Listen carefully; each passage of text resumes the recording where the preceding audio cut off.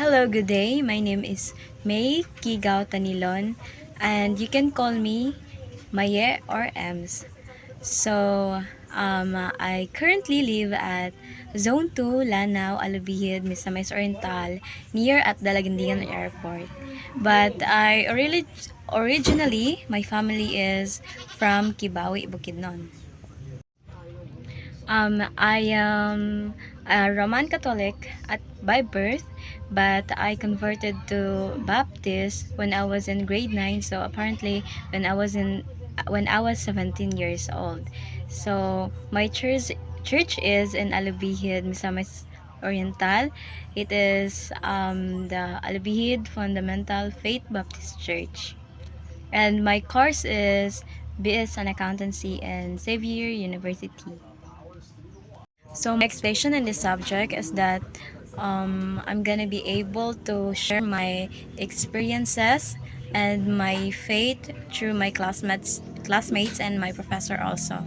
So in this subject, I'm gonna be enjoying it because it's the Word of God that we're gonna be explaining and studying.